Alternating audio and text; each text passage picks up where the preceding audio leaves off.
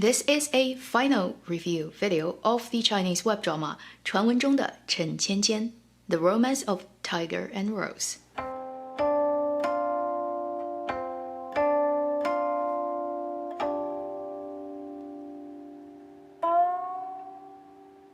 Hi, you're watching Avenue X, where junk and good storytelling shares your thoughts, knowledge, and occasional weird ideas on stories and how they're told. The Romance of Tiger and Rose has finished airing for all the VIP subscribers of Tencent. If you happen to be one of those people who really had a lot of money on your hand and wanted to see it earlier, you should have already seen it 2 weeks ago. Unfortunately, ever since the end of last year, all the streaming platforms just all decided they are going to do the 超前点播, paying money to see the end of the drama sooner for the drama Joy of Life. It has become a norm now. This is a really desperate move from all the streaming platforms in China trying to get the money into their account. So this move does help them getting money from the dramas that are super popular, but also this kills the drama's discussion rate because it creates this unsynced progress of watching drama. There will be this big difference between normal VIP and the VIP who want to pay extra money to see the ending sooner. As soon as they throw out the ending, all kinds of pirated copies are everywhere online and yeah, the drama kind of finished before it should. So this 24th episode comedy period setting drama is really currently the most popular short web drama within its genre. And I think it got there for good reasons. First, I would like to say I want to maintain my rating that I did in the first impression video for this drama, which is 1 gold mine. So on the positive side, but the most basic one, I really do enjoy this drama. In a way, in my heart, I enjoy it.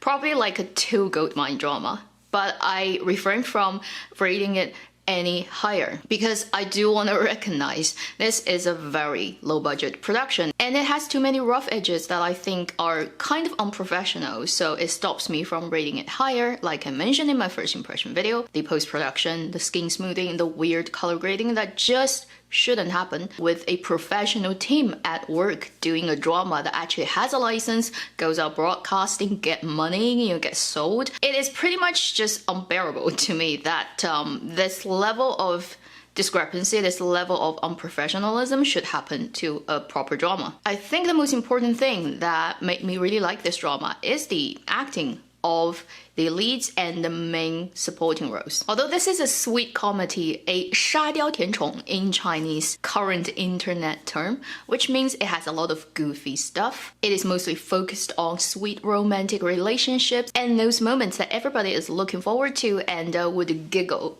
while you're watching. And because this type of drama is so common these days, it tends to get really stale in terms of how actors would approach their roles. I think for Tiger and Rose, it got so many people's attention because the core casting's ability to play within this genre but bringing a lot of refreshment. This drama does have some excellent supporting roles.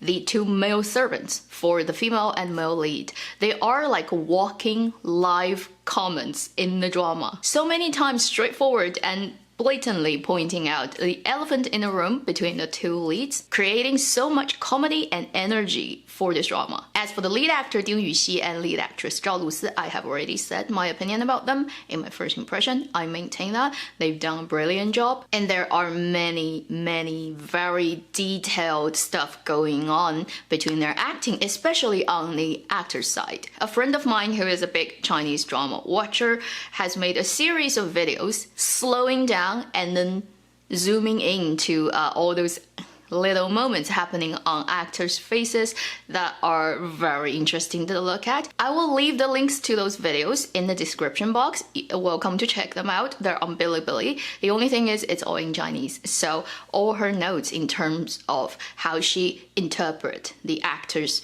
micro expressions are all in Chinese, but even if you don't understand what she's writing, when she enlarges it, it's pretty easy to see what she is trying to say. If you've actually never tried to look at a drama in that way, I highly encourage you to check out her videos because you will find so much more detail that you've never noticed before. And this is actually not a very common thing. In many dramas, when you try to slow down actors' acting, when you try to zoom in and see if there's any detail going on, you will see no changes. There's like blank. Hardly any drama, really, can stand that level of almost microscopic analysis of looking at the actors and what they're doing on screen. I think the fact that she's able to make quite a few videos looking at the details of actors acting in that way shows you that the reason people feel this on-screen couple is very lovable, they feel connected, they feel the strong empathy with them, is very warranted. Maybe people are not consciously enough always to notice tiny details that happens in close-up on actors' faces, but our brain, our subconscious brain actually receives all those information, and we're constantly processing that information and then make our decisions about people. So somehow I promoted a friend of mine's series of videos, but please do check them out, they're very interesting. Now I want to talk about the things I find valuable, interesting about this drama after watching the second half of it. Probably the most important thing that made this drama this popular and a lot of people appreciate it is it has a central character who is a really shitty scriptwriter who ended up being stuck in her own written script and realizing that her initial writing does not make sense. This is a writer's way of ranting about the current state of Chinese drama land, which really does produce about 90% of the stuff that are crappy, simply put. Right from the beginning in this drama, the lead actor said to the lead actress when they're in the contemporary real world that her script doesn't make sense, there's no reason why the female lead should fall for the male lead, or vice versa. Just because the female lead is pretty, intelligent, blah blah blah kind, doesn't mean the male should fall in love. When you watch this drama, Chen Xiaoqian's experience as Chen Qianqian, her written character stuck in the script, living through the story she wrote, is taking you through this journey of commenting on all the ridiculous trope setups, the because writers said so, therefore it has to happen stuff that you see all the time in Chinese dramaland. The female lead character is like a walking, living, ranting audience member in her own story while suffering the consequence of her own bad writing, also showing you about a million things that you've already rented about Chinese dramaland. That's like never really happened in any other dramas. In the later episodes, you will see the female lead characters come to terms with the fact that although those characters are created by her, she doesn't have full control. They have to follow their own logic, living in that world, doing things that makes sense. They have their own emotions, they have their own reasons. Relationships, romantic love cannot be forced, it has to happen organically. And that is something that just every Chinese drama writer should realize, but unfortunately, very few do. So I appreciate this drama so much, mostly because it looks at this issue. As a drama reviewer, I am suffering from really shitty dramas. I have literally watched too much crap since the beginning of starting this channel 3 years ago. So I so appreciate the fact that this type of story exists in Chinese dramaland. The second thing that made this drama stand out when it first aired, literally I think the first 2 episodes, made a lot of people notice it, is its pretty interesting setup about the female lead character living in a matriarchal society, like I mentioned in my first impression video. Once you finish watching this drama, you'll realize the beginning of this drama does focus a lot on that setup. Then it starts to kind of slip into the traditional, very common 甜宠 sweet and spoil drama. And towards the end of this drama, in the last couple of episodes, it seemed the writers finally remembered that she's actually writing a discussion about gender equality. So suddenly there's a resurface of that topic being constantly brought up in people's conversations in the plot setting, and it does talk about a few things that are quite interesting and funny, although still it stays on very superficial level. I don't think the writer really ever given a very deep consideration and thought about this issue. She probably only intended to create this because it's an interesting setup. It can grab a lot of audience's attention right from the beginning. It can create a lot of conflicts and comedy. But in terms of gender equality, in terms of feminism, any of that stuff, I don't think the writer had either very good research or deep knowledge about its development, its history, because feminism is a imported thing in China and never really happened in China like how it happened in the West. The entire history of first getting the women's right to vote to later turning it into an academic study, a gender study, feminism, in institution, and then the entire postmodern thing is invented and carried out and developed in the West. In China, it's a totally different story. So it is probably asking too much of a romantic web drama writer to spend enough time to actually know in depth about the entire issue surrounding feminism. And honestly, this is something that I'm not looking for in this drama. So I will pretty much just view the entire gender equality thing that's been brought up in this drama as a plot device, as something that is meant to create dramatic conflict. The last thing I want to talk about this drama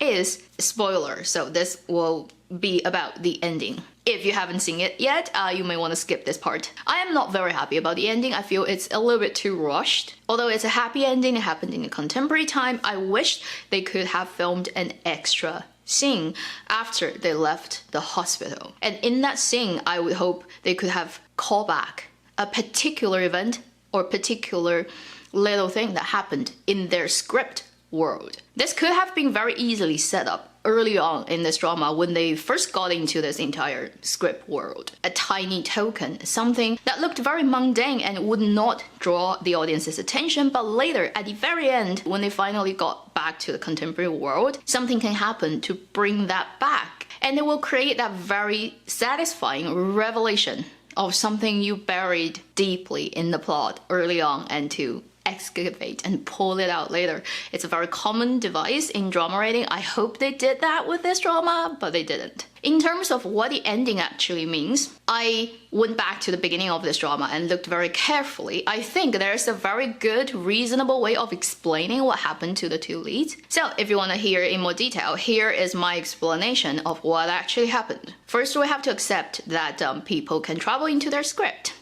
in this world setting. In the beginning of this drama, the writer meeting the future lead of her script. When she went back home, if you look carefully at the time span of what happened, she got home, it was during the day. Then she gets the money paid to her account, so she's like, I'm gonna change the script. She starts to write. Then there is a shot that's already happening at night, and then she has changed her hairstyle. Then it goes to a day shot with the same hairstyle, so presumably she worked through the entire night writing the script. She starts to catch a cold, and then there's another night shot with the same hair, so you can presume that's a second night. Then it goes to a day shot again. When she finishes the writing, when she's already very sick, and then she kind of fainted on her bed, it's still during the day. So it's reasonable to assume that 2 days have gone by between her meeting our male lead first and then falling into the script. When she comes back to reality, it almost is like time hasn't really passed in reality because the sun is almost at the same position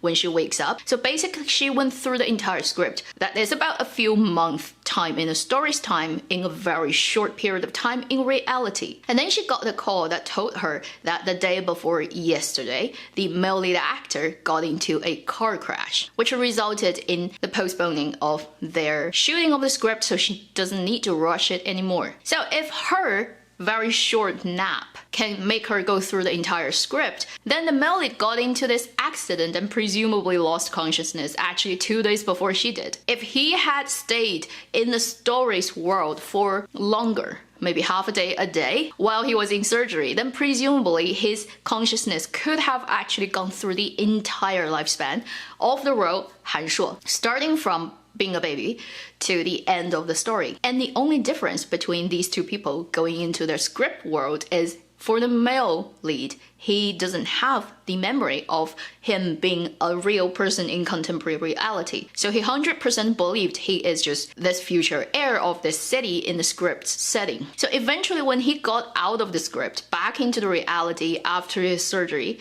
he has two sets of memories of himself. Living in a script world, living in a contemporary world, and he's super confused about that. Until he meets the female lead in reality and realizing it's all true, it all actually happened. They already know each other. This would make a lot of sense. It would also mean the male lead character actually traveled into the script world earlier than the female lead. So you can almost interpret this story as basically the male lead and the female lead are meant to be together, are fated to be together. The male lead traveled into the story, lived his life to the point where the female lead in reality got into the script too and meet him and then had this memory and relationship and come out and then become a real couple in real life. It's like universe set them up. That would be my interpretation. I wished if that's actually the original sort of plan for the writer, they could have articulated it a little bit more, because the current version is so not actually explaining it super clearly to you.